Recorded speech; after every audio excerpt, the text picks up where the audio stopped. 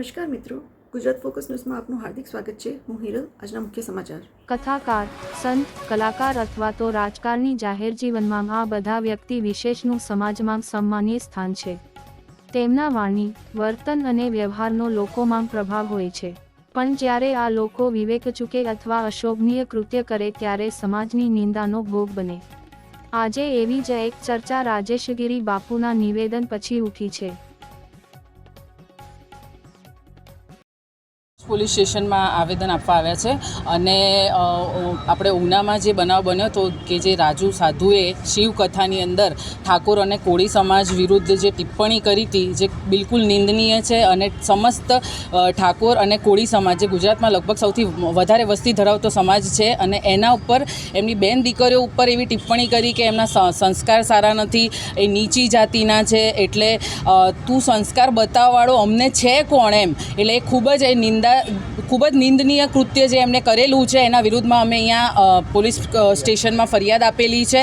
અમે દરેક જિલ્લામાં અને સમસ્ત ઠાકોર સમાજ આજે એક થયો છે અને દરેક જગ્યા ઉપર આવેદન આપીશું અને દરેક પોલીસ સ્ટેશનમાં ફરિયાદ આપીશું કે એને કડકમાં કડક સજા થાય અને કોઈ પણ ભોગે માફ કરવામાં ના આવે અને રાજુનો કોઈ પણ જાતની કથા એને કરવામાં જ ના આવે ને એનો સંપૂર્ણ ગુજરાતમાં કોઈ પણ એક સિંગલ પણ કથા ના થાય ને એનો બહિષ્કાર કરવામાં આવે, એ માંગ સાથે અમે આજે અહીંયા પોલીસ ફરિયાદ આપેલી છે।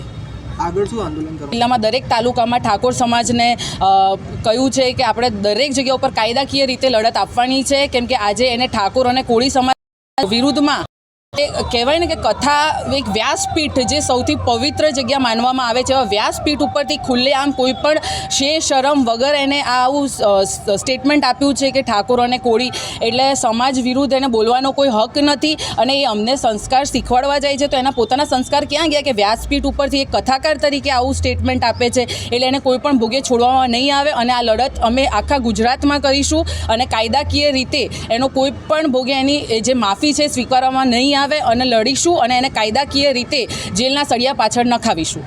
માંગેલી છે, પણ આજે તમે એક વ્યાસપીઠ ઉપરથી એવું કહો છો કે ભાઈ ઠાકોર અને કોળી સમાજની બેન દીકરીઓના જે તમે સંસ્કારની વાત કરી છે, તો શું એક માફીથી એ ચાલી જશે? આજે હું પણ સમાજની ઠાકોર સમાજની એક દીકરી છું, તો મારે પૂછવું છે કે આજે હું તમને અહીંયા જાહેરમાં રસ્તા ઉપર તમે આવો, તમને બે લાફા મારું ને પછી હું માફી માંગું, તો એ શું તમે સ્વીકારી લેશો? એટલે માફી, આવી બોલેલી માફી કોઈ પણ હિસાબે સ્વીકારવામાં નહીં આવે અને નહીં જ આવે। અને સમસ્ત ઠાકોર સમાજની બેન દીકરીઓ, વડીલો અને બધાને હું કહું છું કે તમે સૌ પણ આગળ આવો ને આપણે દરેક પોલીસ સ્ટેશનમાં દરેક જગ્યા ઉપર જઈને આ કાયદાકીય રીતના જે પણ થતું હોય કડકમાં કડક પગલાં લેવા જ પડશે, નહીંતર આને તો શું કહેવાય, કથાકાર કંઈ પણ ના શકાય, આ એક જાતનું કલંક કહેવાય। એ એના સમાજનું ના રહ્યો તો એ બીજા સમાજનું તો ક્યાંથી એ કરશે? એટલે આ બિલકુલ બી સ્વીકારવામાં નહીં આવે અને કડકમાં કડક સજા થાય એવી અમારી માંગ છે।